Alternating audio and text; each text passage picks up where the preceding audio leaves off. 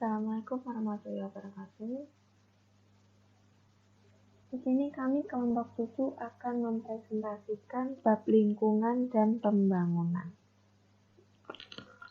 Lingkungan dan pembangunan memiliki 7 subbab, yaitu permasalahan dasar, pembangunan daerah pedesaan dan lingkungan, pemanasan global dan perubahan iklim, model ekonomi dan permasalahan lingkungan, pembangunan perkotaan dan lingkungan, biaya lokal dan global akibat kerusakan hutan hujan, dan pilihan kebijakan bagi negara-negara maju dan negara-negara berkembang. Kita masuk ke permasalahan dasar. Permasalahan dasar memiliki 11 poin. Yang pertama adalah ekonomi dan lingkungan. Kualitas lingkungan dipengaruhi dan mempengaruhi pembangunan ekonomi. Kerusakan tanah, sumber-sumber air, dan hutan yang berasal dari metode produksi yang tidak ramah lingkungan dapat mengurangi produktivitas nasional secara jangka panjang. Cepatnya laju pertumbuhan penduduk dan perkembangan kegiatan ekonomi di negara-negara berkembang cenderung mengakibatkan kerusakan lingkungan yang luas, seperti pemanasan global dan perubahan iklim. Selanjutnya adalah pembangunan berkelanjutan dan akuntansi lingkungan. Keberlanjutan mencerminkan pentingnya keseimbangan antara pertumbuhan ekonomi dan pelestarian lingkungan. Keberlanjutan mengkonsepkan bahwa memenuhi kebutuhan di masa sekarang tanpa harus mengorbankan sumber daya alam untuk kebutuhan masa mendatang. Akuntansi lingkungan digunakan pembuat kebijakan untuk menetapkan sasaran seperti tidak adanya kerugian neto dari aset lingkungan yang dimiliki. Dengan kata lain, apabila suatu sumber daya lingkungan menjadi rusak atau langka di suatu wilayah, sumber daya dengan nilai yang sama atau lebih harus diregenerasikan di tempat lain. Selanjutnya adalah penduduk, sumber daya, dan lingkungan. Cepatnya laju pertumbuhan penduduk telah mengakibatkan langkanya persediaan tanah, air, dan bahan bakar kayu di daerah pedesaan, serta krisis kesehatan di perkotaan akibat minimnya fasilitas sanitasi dan air bersih. Hal ini dikarenakan sumber daya alam tidak bisa secara cepat memenuhi atau mengimbangi laju pertumbuhan penduduk. Selanjutnya adalah kemiskinan dan lingkungan hidup. Kalangan miskin menjadi korban utama dari kerusakan lingkungan, tinggal di wilayah terdegradasi dan wilayah polusi yang kurang produktif merampas peluang mereka untuk keluar dari kemiskinan. Hal ini dikarenakan kalangan miskin tidak memiliki kemampuan lebih untuk tinggal di wilayah yang lebih produktif, sehingga mereka tetap pada lingkaran kemiskinan tersebut. Selanjutnya adalah pertumbuhan versus lingkungan.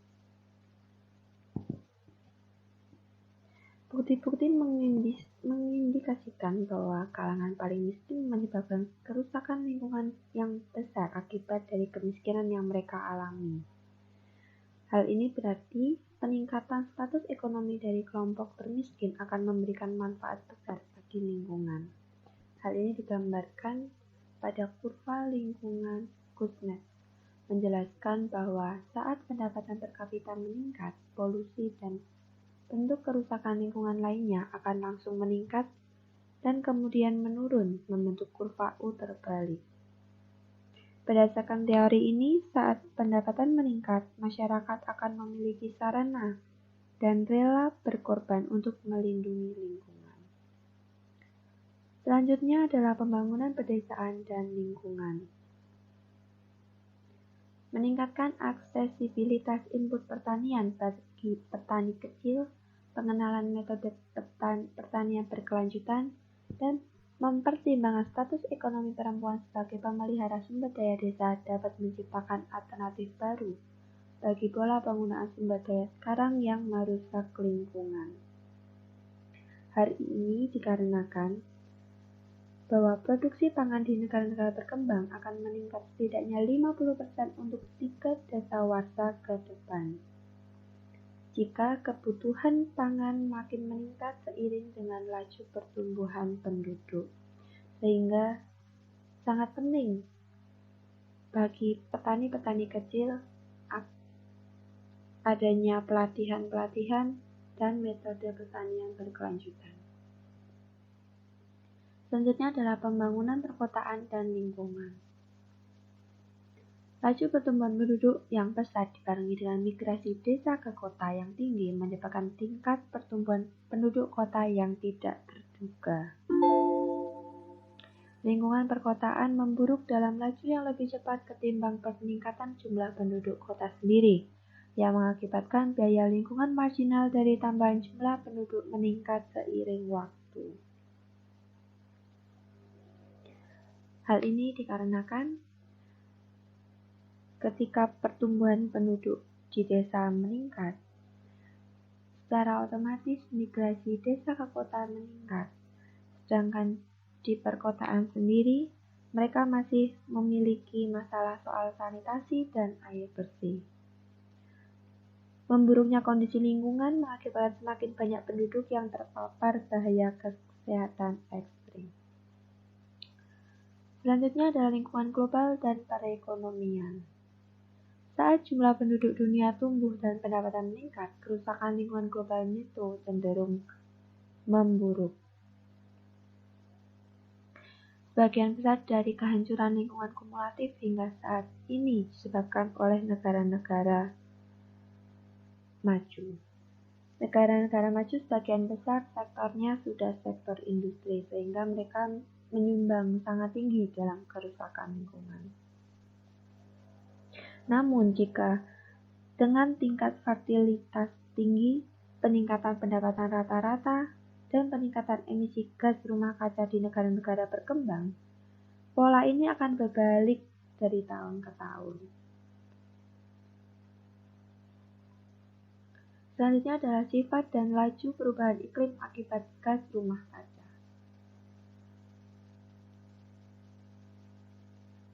Ahli lingkungan dan ekonom masih mengapresiasi bahwa dampak pemanasan global tampaknya dirasakan lebih dini dari yang diperkirakan. Negara-negara maju harus mengambil inisiatif dan memanggul sebagian besar biaya dalam pendanaan untuk pemulihan dan adaptasi di negara-negara berpendapatan rendah. Tetapi negara-negara berkembang juga perlu memainkan peranan penting dalam membatasi pemanasan global untuk menjamin masa depan mereka sendiri. Selanjutnya adalah mata pencaharian berbasis sumber daya alam sebagai jalan keluar dari kemiskinan. Di negara-negara berkembang, sebagian besar eksploitasi sumber daya alam tidak lagi berkelanjutan dan telah terjadi dengan cara dan skala yang seringkali mengabaikan kaum miskin. Sedangkan lebih dari setengah penduduk yang aktif secara ekonomi di negara-negara berkembang bergantung pada sektor pertanian, perikanan, perburuan, atau kehutanan. Sehingga solusi yang dapat dilakukan adalah melakukan tata kelola pro kalangan miskin dengan pemberdayaan murni bagi kalangan miskin dan komunitasnya untuk memperjuangkan hak-hak mereka.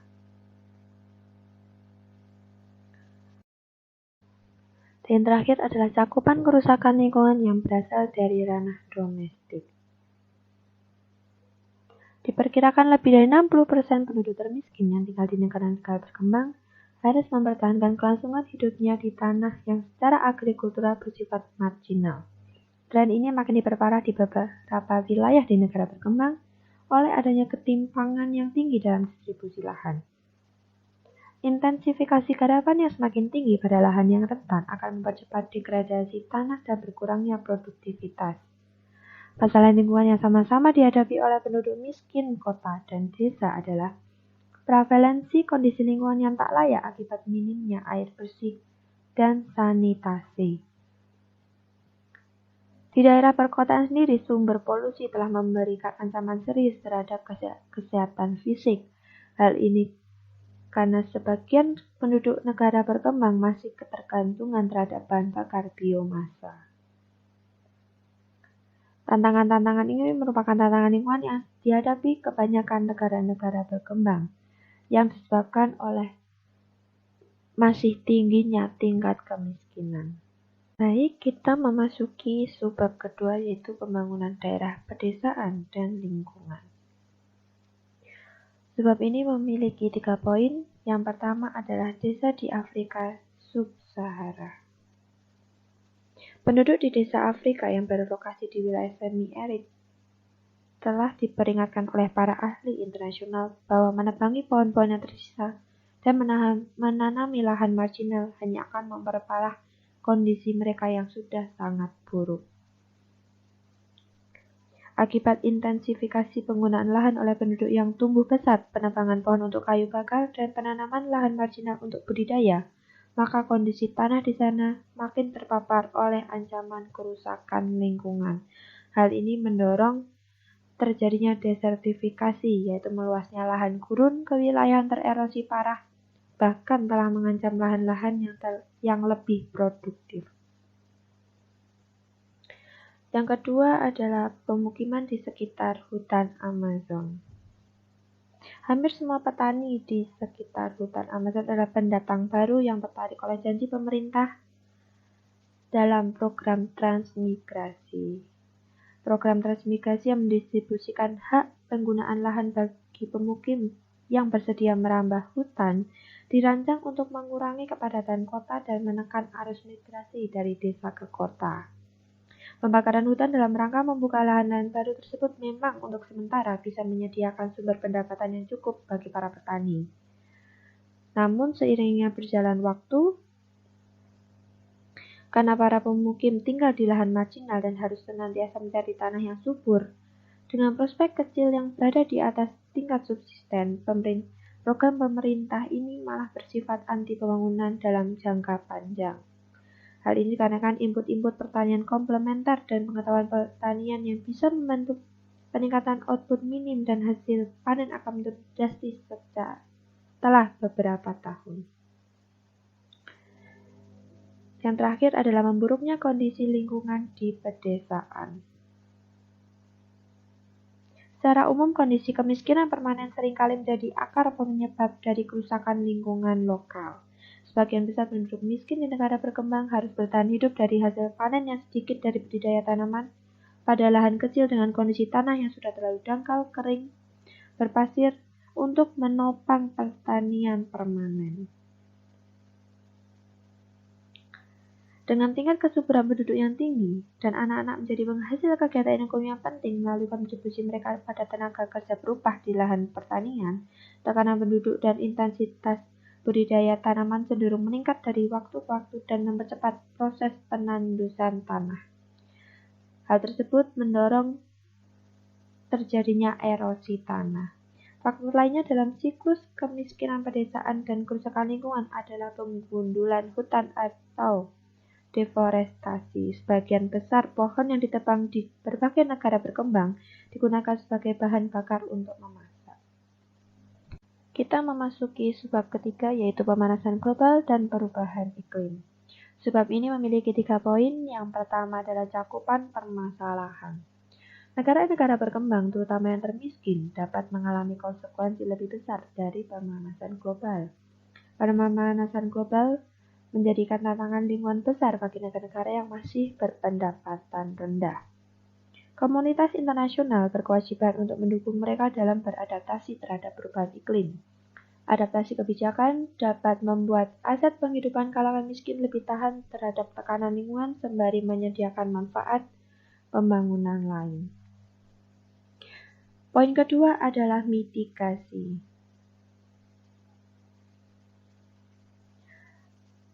Mitigasi emisi yang dapat dilakukan adalah penerapan batas kuantitas jangka panjang atas penggunaan gas rumah kaca di atmosfer untuk menjaga diri dari bencana lingkungan.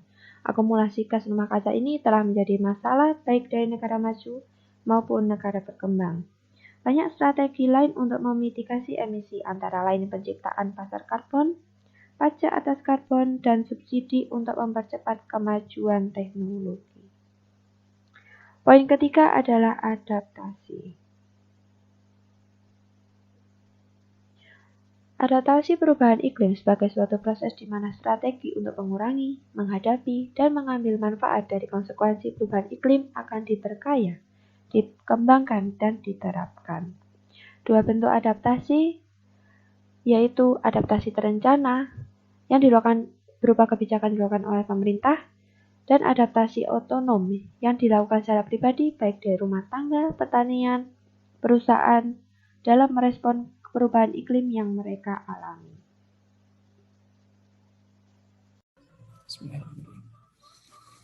Baik, materi selanjutnya adalah model ekonomi dan permasalahan lingkungan. Sebelum masuk materi, perlu kita ketahui bersama bahwasanya kajian utama dalam permasalahan lingkungan dan kaitannya dengan ekonomi itu adalah seputar sumber daya.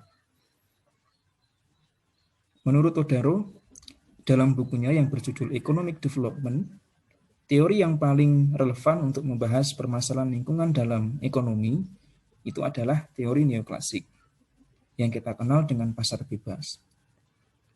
Kenapa Todaro mengatakan demikian? Karena menurutnya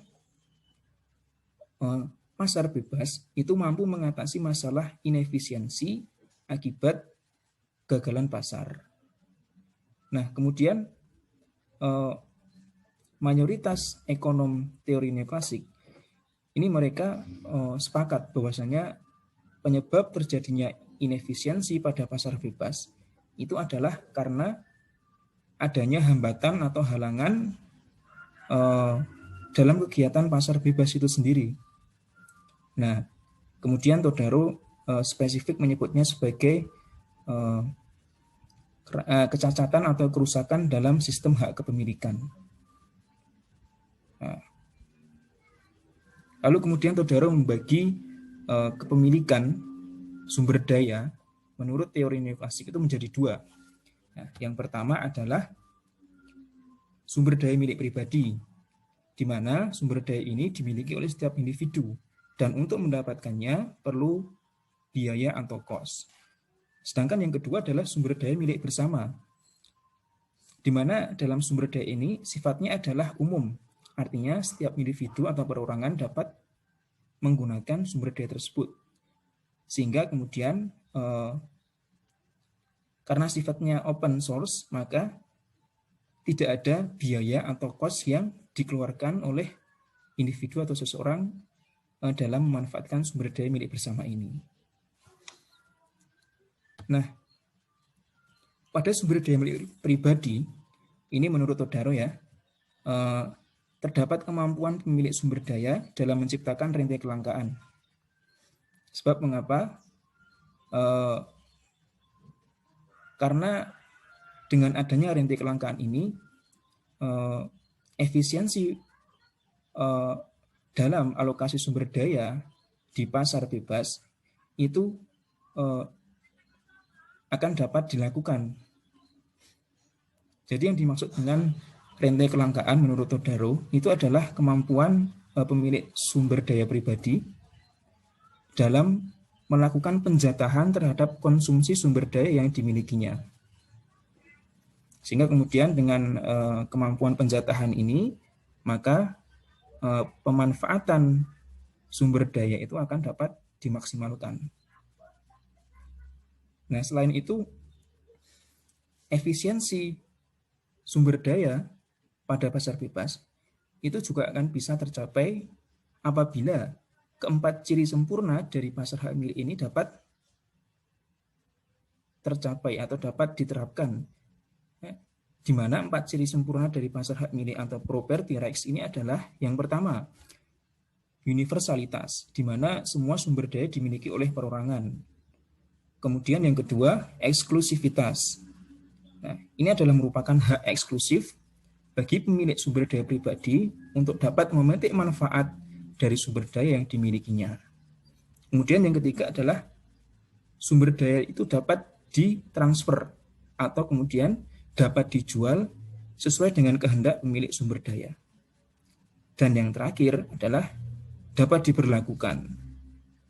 Artinya, si pemilik sumber daya itu memiliki hak untuk kemudian mengatur distribusi pasar dan memperoleh manfaat atas apa yang ia lakukan. Nah, apabila keempat ciri sempurna dari pasar hak milik ini dapat diterapkan, maka menurut Todaro, efisiensi pada pasar bebas itu akan tercapai. Seperti itu. Nah, kemudian selanjutnya, berbeda dengan sumber daya milik pribadi. Dalam sumber daya milik bersama, menurut Todaro, karena untuk mendapatkannya itu tidak membutuhkan biaya alias gratis, maka tidak ada kemampuan untuk menciptakan rantai kelangkaan. Akan tetapi pada suatu kondisi pasar itu dapat menciptakan rantai kelangkaan, ya, dengan asumsi terjadi kesepakatan yang mengikat di antara pengguna sumber daya yang ada di pasar tersebut.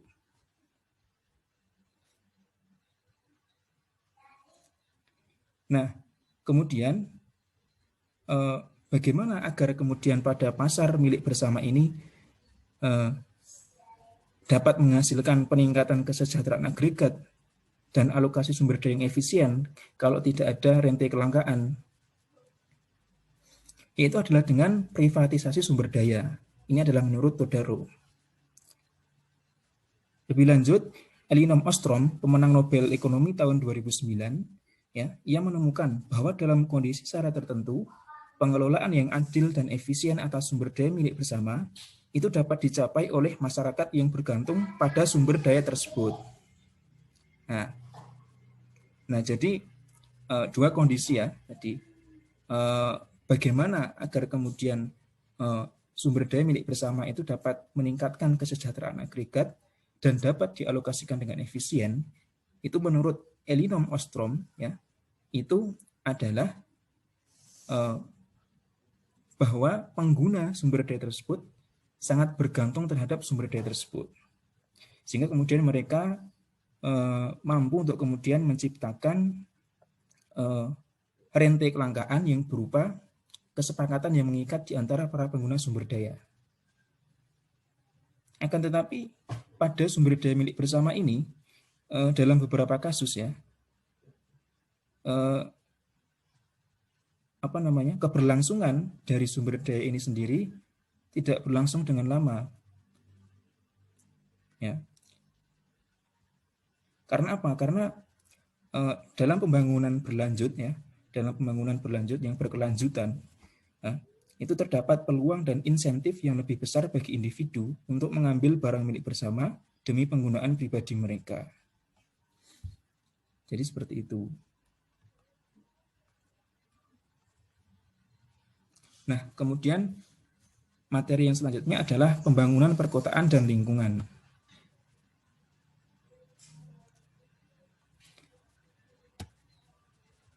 Nah, yang pertama, bahwasanya masalah lingkungan pada pemukiman kumuh perkotaan pada umumnya adalah pendapatan yang tidak menentu, kemudian kesehatan dan pendidikan.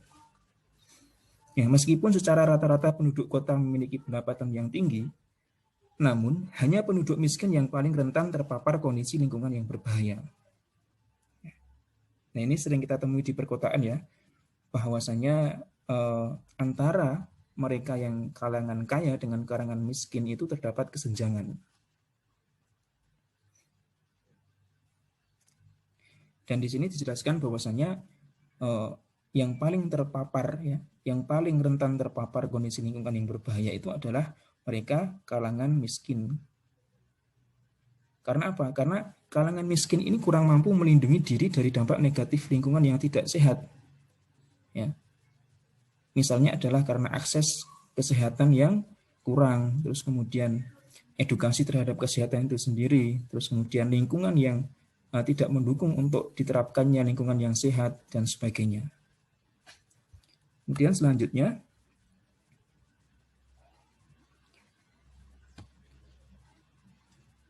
nah, masalah lain ya yang sering muncul di pembangunan perkotaan itu adalah dimulai dari industrialisasi, dan ini sering atau kerap kali dialami oleh negara berkembang. Pada dasarnya, dengan adanya industrialisasi ini kan dampak positifnya kan memberikan peningkatan pendapatan di negara berkembang tersebut, ya misalnya. Akan tetapi di lain sisi juga memberikan efek yang buruk terhadap lingkungan. Nah, beberapa contohnya adalah efek polusi udara, ya. Kemudian efek akibat penggunaan emisi yang berlebihan, ya. Kemudian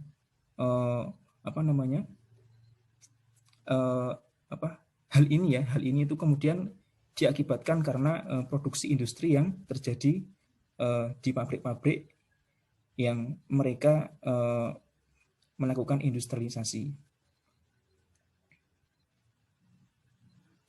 Nah, kenapa industrialisasi ini memberikan kondisi yang buruk atau berdampak buruk terhadap kondisi lingkungan pada pembangunan di perkotaan? Karena industrialisasi ini dapat menyebabkan peningkatan limbah dalam bentuk berupa emisi, atau tidak langsungnya adalah berupa bentuk pola konsumsi yang cenderung menyukai barang-barang manufaktur. Nah, jadi selain ada efek langsung ya yang dapat dimunculkan dari adanya industrialisasi, ya, berupa limbah-limbah yang kemudian dibuang tidak sesuai dengan aturannya, itu ternyata proses industrialisasi ini juga memberikan dampak yang tidak langsung. Dan di sini disebutkan bahwasanya dampak tersebut adalah berupa perubahan pola konsumsi, ya, yang dari awalnya misalnya menyukai barang-barang yang non manufaktur, misalnya pertanian, hasil-hasil pertanian, tapi karena adanya industrialisasi kemudian berubah menjadi suka terhadap barang-barang yang itu adalah produk manufaktur. Nah, kemudian selanjutnya, selain masalah pencemaran lingkungan akibat industrialisasi, pembangunan di kota itu kerap kali juga memiliki masalah terhadap minimnya akses bersih dan kurangnya sanitasi. Nah, kemudian selanjutnya,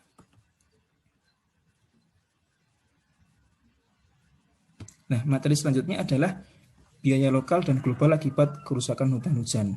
Nah, selain dua materi yang saya sampaikan tadi, antara ekonomi lingkungan dan pembangunan atau permasalahan lingkungan dan pembangunan itu juga erat kaitannya dengan isu-isu pemanasan global. Nah,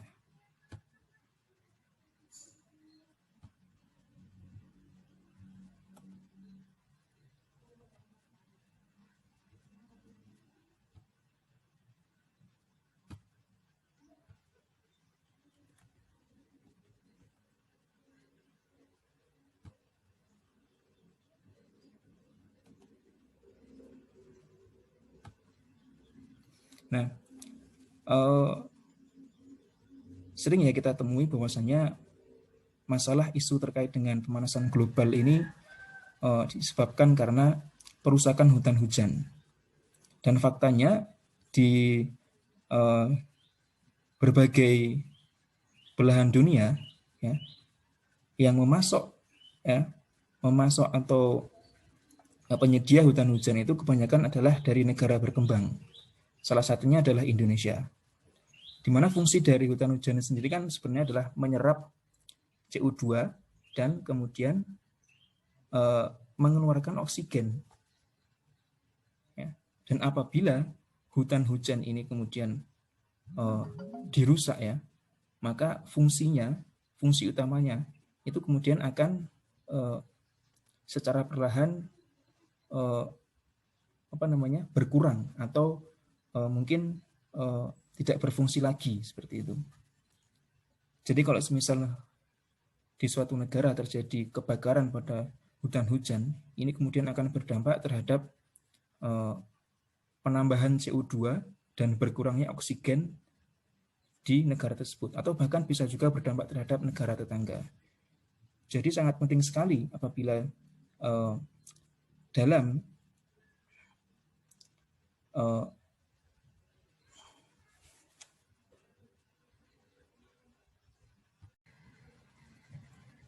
Materi selanjutnya adalah biaya lokal dan global akibat dari perusakan hutan hujan.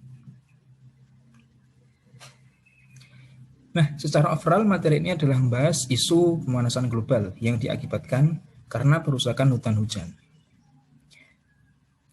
Faktanya ya, di dunia ini penghasil hutan hujan itu adalah negara-negara berkembang dan salah satunya adalah Indonesia. Dan yang menjadi masalah itu adalah penggunaan atau pengalihan lahan hutan menjadi lahan pertanian, ya, di mana hal ini itu memberikan kontribusi terhadap penyumbangan gas-gas rumah kaca yang berdampak kemudian akan menyebabkan pemanasan global. Ya. Jadi di negara-negara berkembang itu ya misalnya saja di Indonesia ya, itu kan kita banyak jumpai ya, terutama di Kalimantan ya, itu kan hutan hujan yang seharusnya itu ditanami oleh pohonan-pohonan, akan tetapi kemudian oleh masyarakat sekitar itu dilakukan babat alas dan kemudian dibuat lahan baru untuk pertanian. Padahal sebenarnya kan lahan hutan hujan ini kan tidak cocok untuk tanaman pertanian ya, misalnya tanaman pangan. Nah, sehingga kemudian ini sifatnya hanya akan temporer dan tidak akan bertahan dalam jangka waktu yang lama. Dan setelah nanti tidak berfungsi lagi lahan hutan hujannya itu, mereka akan berpindah ke hutan hujan yang baru, sehingga kemudian mereka membuka lahan yang baru lagi. Dan ini kemudian terus berlanjut dan memang ini perlu perhatian yang khusus seperti itu. Nah, penggundulan hutan ya yang terjadi di negara-negara berkembang, terutama hutan hujan ya, itu berkontribusi atas 20% emisi karbon dioksida di seluruh dunia. Jadi kalau terjadi pembakaran hutan hujan ya, misalnya di Kalimantan, ya itu ternyata sumbangan CO2-nya ke dunia itu adalah sebesar 20%. Di mana apabila atmosfer bumi kita tidak bisa menampung CO2 itu tadi, maka kemudian akan terjadi overkapasitas dan merusak atmosfer bumi kita, sehingga kemudian terjadi pemanasan global. Nah, yang menarik di sini adalah bahwasanya hutan hujan sendiri itu adalah merupakan barang publik. Nah, sehingga kemudian siapapun dapat merasakan manfaatnya. Akan tetapi agar kemudian tidak terjadi penyalahgunaan terhadap hutan hujan ini ya, atau kalau menurut Todaro itu disebut dengan penumpang gratis atau free rider, maka perlu untuk kemudian dibuat alokasi hutan hujan yang efisien.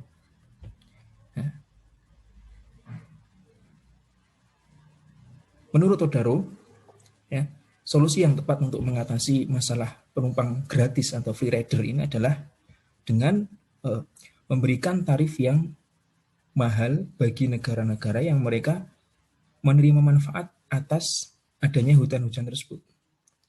Sedangkan di negaranya tidak ada hutan hujan. Ya. Jadi ini berlaku untuk negara-negara maju ya mungkin yang paling cocok ya. Karena kan faktanya kan hutan hujan itu sendiri banyak terdapat di negara berkembang. Jadi biaya yang harus dikeluarkan negara maju ya untuk bisa memanfaatkan atau mengambil keuntungan dari adanya hutan hujan itu adalah berupa biaya pelestarian hutan hujan. Karena sifatnya yang publik tadi, maka tidak hanya negara maju yang harus membayar pelestarian terhadap hutan hujan itu sendiri, tetapi negara berkembang yang mereka menyuplai manfaat dari hutan hujan, itu mereka juga dikenakan biaya karena sifatnya adalah barang publik. Tetapi biaya yang dikeluarkan oleh negara berkembang itu adalah lebih sedikit dari biaya negara maju. Itu adalah pendapat menurut Todaro. Nah, selanjutnya untuk mengatasi apa namanya, atau untuk melestarikan hutan hujan itu sendiri, menurut Todaro ada beberapa cara yang bisa dilakukan. Yang pertama adalah penambahan aksesibilitas bahan bakar alternatif. Kemudian yang kedua adalah mengelola skema penambangan kayu yang berkelanjutan. Dan yang ketiga, yaitu menyediakan peluang ekonomi bagi kalangan miskin yang kini bergantung pada penambahan areal hutan hujan yang rapuh. Jadi mereka masyarakat yang menggunakan lahan hutan hujan itu untuk pertanian, ya mereka itu kemudian diberikan peluang ekonomi ya, peluang ekonomi yang baru ya, yang mana itu lebih mensejahterakan mereka daripada perekonomian sebelumnya, sehingga mereka tidak bergantung kehidupannya pada hutan hujan itu sendiri. Nah, mungkin dari saya cukup sekian dan akan dilanjutkan oleh materi selanjutnya.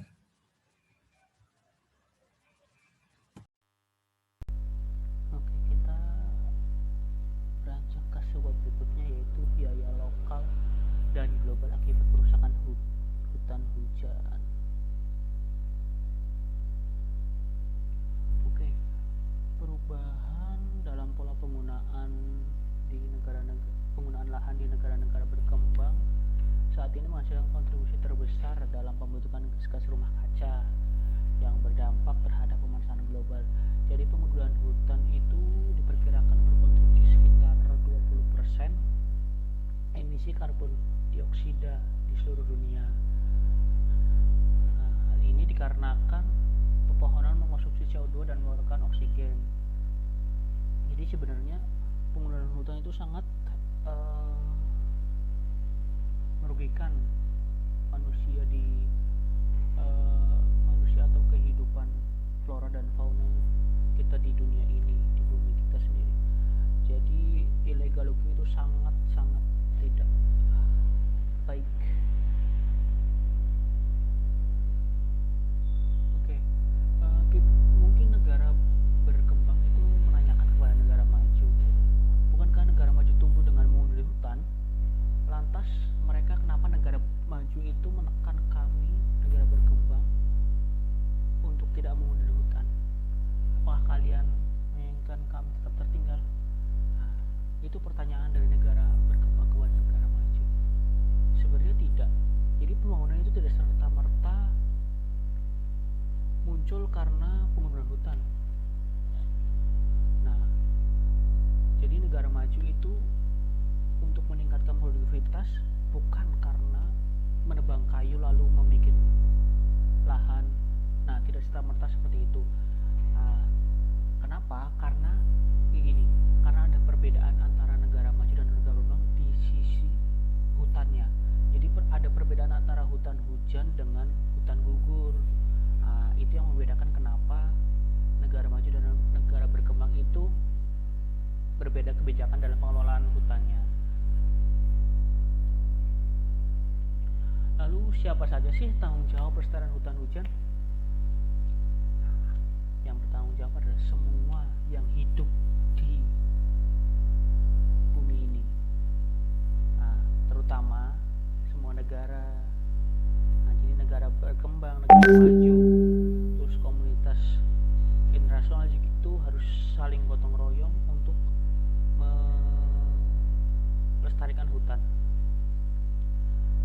Jadi negara maju tidak boleh mengintervensi negara berkembang untuk mengelola sendiri hutan hujannya, karena dana besar yang akan dilakukan untuk mengelola hutan hujan itu sangat besar dan negara berkembang itu tidak akan mampu.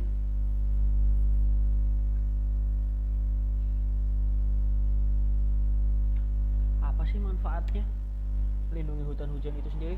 Nah, gini nih manfaatnya, yaitu membentuk warisan alam.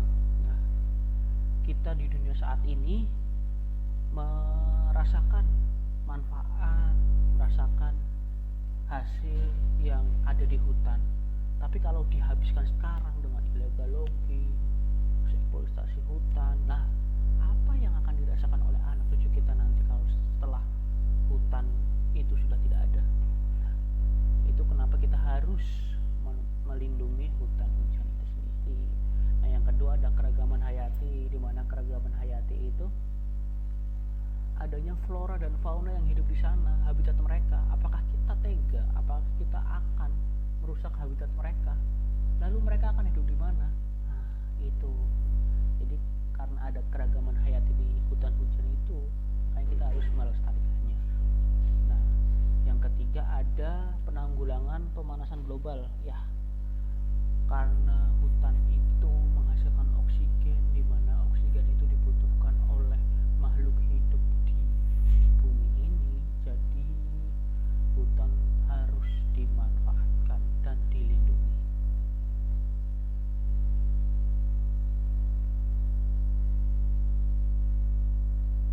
Oke, next. Kita ke subbab berikutnya, yaitu pilihan kebijakan bagi negara maju dan negara berkembang. Oke, kita ke negara maju dulu. Apa sih yang kebijakan-kebijakan yang harusnya dilakukan oleh negara maju dalam melindungi hutan atau dalam mengelola hutan itu sendiri, yaitu dengan satu, kebijakan perdagangan, yang kedua ada pemberian keringanan hutang, yang ketiga ada pemberian bantuan finansial dan teknologi pembangunan. Nah, ini kebijakan-kebijakan ini untuk membantu negara berkembang dalam pengelolaan hutan, karena negara berkembang itu tidak mampu untuk mengelola hutan itu sendiri, dan hutan itu juga sebagai tanggung jawab kita semua bagi negara maju dan negara berkembang. Oke, ya itu kebijakan-kebijakan yang bisa dilakukan oleh negara maju. Kemudian kita menuju ke kebijakan apa yang bisa dilakukan oleh negara berkembang dalam mengelola hutan itu. Yang pertama adalah penetapan harga sumber daya yang layak. Yang kedua ada pelibatan masyarakat itu sendiri. Yang ketiga ada pengaturan hak milik dan kepemilikan sumber daya yang jelas. Yang keempat ada peningkatan alternatif ekonomi bagi penduduk miskin. Yang kelima ada peningkatan status ekonomi perempuan. Yang keenam ada kebijakan pengendalian emisi industri. Yang ketujuh adalah mengambil sikap proaktif untuk beradaptasi dengan iklim. Nah, itulah kebijakan-kebijakan yang bisa dilakukan negara berkembang dalam mengelola hutan itu sendiri. Jadi negara berkembang tidak bisa berjalan sendiri tanpa ada dukungan dari negara maju. Negara berkembang juga tidak bisa mengelola hutan itu sendiri tanpa ada bantuan dari komunitas internasional, karena dana yang dibutuhkan untuk mengelola hutan itu sangat besar. Kita ambil adalah dampak limbah masker dan APD sekali pakai terhadap lingkungan dan ekonomi. Hal ini bermula dari bulan Februari 2020, virus COVID-19 atau Corona mulai masuk ke Indonesia. Pemerintah dan masyarakat sendiri langsung merespon. Pemerintah mengimbau masyarakat untuk menggunakan masker.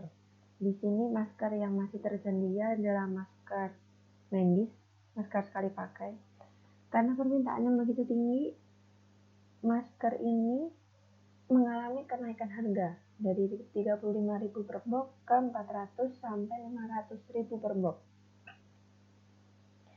Kemudian di bulan Maret terjadi kelangkaan masker dan APD sekali pakai. Hal ini karena permintaan yang tinggi, namun produksi belum bisa mencukupi.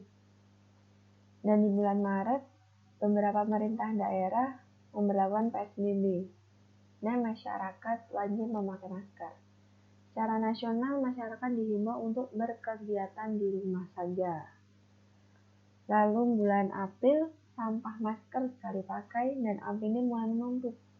Hal ini dimanfaatkan oleh oknum-oknum tidak bertanggung jawab untuk merekondisi masker-masker sekali pakai ini yang sudah dipakai, sehingga mereka merekondisi dan menjual kembali. secara online.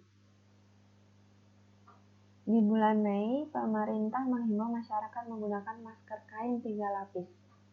Hal ini untuk merespon tumpukan sampah masker sekali pakai dan kelangkaan barang masker sekali pakai. Karena masker sekali pakai ini digunakan untuk tenaga medis, sehingga masyarakat dialihkan menggunakan masker kain 3 lapis. Dan di bulan Juni hingga sekarang, pemerintah menghimbau untuk masker sekali pakai dan APD sekali pakai hanya digunakan untuk tenaga medis, tidak untuk masyarakat pada umumnya.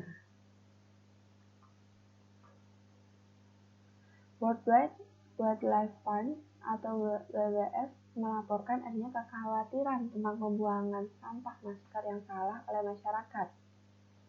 Jika 1% saja dari masker yang dibuang secara tidak benar, 1% itu sudah menghasilkan 10 juta masker per bulan yang tersebar di lingkungan. Menimbang bahwa berat dan masing-masing masker itu sekitar 4 gram, itu akan memerlukan dispersi lebih dari 40 kg plastik.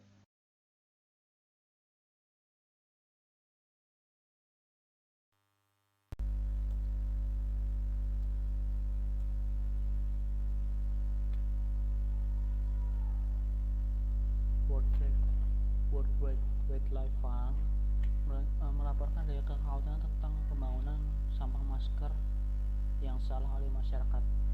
Bayangkan jika 1% dari masker sekali pakai yang dibuang secara tidak benar, itu akan menghasilkan 10 juta masker per bulan yang tersebar di lingkungan. Menimbang bahwa berat masing-masing masker sekitar 4 gram, ini akan memerlukan dispersi lebih dari 40.000 kg plastik di alam.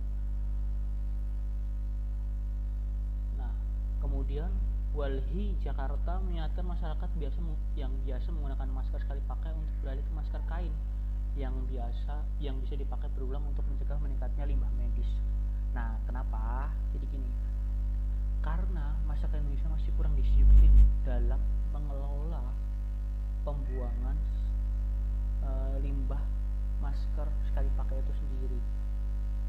Karena apa? Jadi pengelolaan limbah masker sekali pakai itu tidak langsung dibuang begitu aja, tapi ada pengelolaannya, ada protapnya gimana dalam pembuangan itu sendiri. Jadi gini, ini pengelolaan limbah APD atau masker sekali pakai. Nah, yang pertama adalah dengan memotong-motong limbah APD dan masker sekali pakai sebelum dibuang. Nah, kenapa seperti itu? Karena kita menghindari orang-orang yang ingin mendaur ulang sampah tersebut. Itu sangat berbahaya sekali, karena itu bekas orang banyak atau bahkan bisa kena virus juga ternyata langsung didaur ulang tanpa ada pertimbangan apa-apa. Nah, itu sangat berbahaya sekali. Nah, kemudian yang kedua itu dengan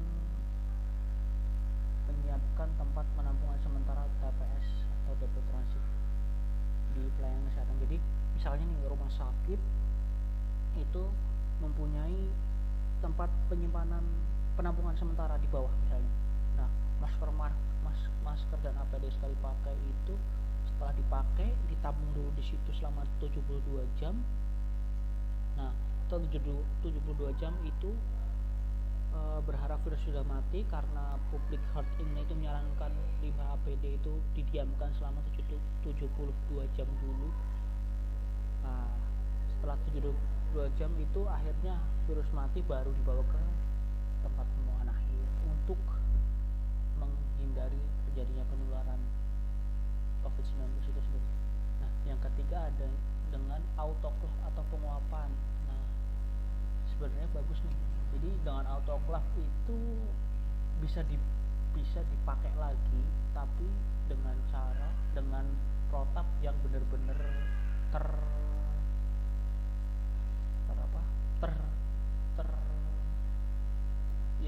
benar-benar protap yang dipertimbangkan, pokoknya terhitung semua resiko dan harus berapa lama, harus tepatnya seperti apa. Nah itu sudah diperbolehkan karena keterbatasan APD itu sendiri. Nah yang keempat ada dengan pembakaran atau insinerasi. Nah itu pembakaran malah bisa menimbulkan masalah baru ya, jadi sebaiknya jangan, dan disarankan oleh WHO juga jangan dibakar. Baik, selanjutnya adalah dampak lingkungan dan dampak ekonomi. Ternyata dari penggunaan masker sekali pakai yang berbahan dasar dari plastik, ini memiliki dampak lingkungan dan dampak ekonomi. Nah, pemerintah menyoroti ya, apabila semua masyarakat kita itu memakai masker sekali pakai ini, ya, maka hal ini akan menjadi ancaman baru bagi lingkungan kita. Karena apa? Karena akan meningkatkan limbah plastik ya, yang sebelumnya sudah banyak. Dengan adanya sampah plastik dari masker ini, maka kemudian limbah plastik ini akan bertambah banyak juga.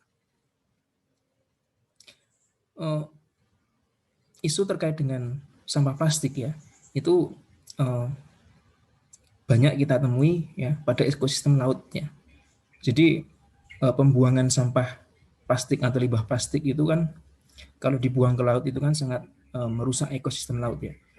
Karena sifat dari plastik itu sendiri yang tidak bisa terurai, dan apabila dibuang ke air, maka ya seberapa lama pun dia akan di air, maka akan berupa plastik, tidak akan bisa diurai seperti misalnya adalah kayu dan sebagainya. Nah, ini yang kemudian menjadi masalah serius saat ini yang perlu diperhatikan oleh pemerintah. Selain dampak lingkungan yang ditimbulkan, efek penggunaan masker plastik sekali pakai, ya, ini mungkin akan menguntungkan secara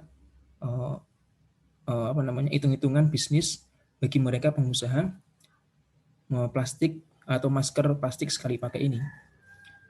Tetapi apakah iya dampak ekonominya sebanding dengan dampak lingkungan yang ditimbulkannya? Nah, ini perlu menjadi perhatian khusus bagi pemerintah. Apalagi di masa pandemi ini, di mana dengan peraturan pemerintah yang mengharuskan setiap orang yang dia beraktivitas menggunakan masker, maka bukan tidak mungkin ya masker plastik menjadi salah satunya opsi bagi mereka yang ingin beraktivitas di luar. Nah, lalu apa yang harus dilakukan pemerintah ya, agar kemudian dapat meminimalisir penggunaan masker plastik sekali pakai ini? Yaitu pemerintah harus mengedukasi untuk beralih ke masker yang lain, itu adalah masker kain. Ya. Dan apabila misalnya pemerintah ya ini membuat kebijakan baru, mewajibkan setiap orang yang beraktivitas di luar itu menggunakan masker kain. Nah, ini kan sangat efektif sekali terhadap berkurangnya penggunaan masker sekali pakai dari bahan baku plastik. Ya. Dan selain itu, ya, mereka yang memproduksi masker kain, ya, mereka akan meraup keuntungan yang banyak. Dan kebanyakan mereka adalah para pengusaha UMKM. Jadi di lain sisi dapat mengatasi masalah pengurangan penggunaan masker plastik sekali pakai, ya. Kebijakan pemerintah yang mewajibkan untuk menggunakan masker kain ini juga akan mampu meningkatkan perekonomian UMKM yang mereka memproduksi masker kain di masa pandemi ini, ya. Dan selain itu keuntungan dari kain itu sendiri adalah dapat dicuci dan kemudian penggunaannya itu tidak temporer dan dapat digunakan mungkin dalam jangka waktu yang lama seperti itu. Tidak seperti plastik yang mungkin ketika sudah rusak ya akan dibuang, atau kemudian mungkin ketika sudah tidak layak pakai untuk dipakai maka kemudian akan dibuang, dan itu akan menimbulkan dampak lingkungan. Kecuali kalau kain itu kan dapat dibakar dan itu tidak akan menimbulkan efek lingkungan atau tidak akan mencemari lingkungan dengan sampah kain yang dibuang tadi.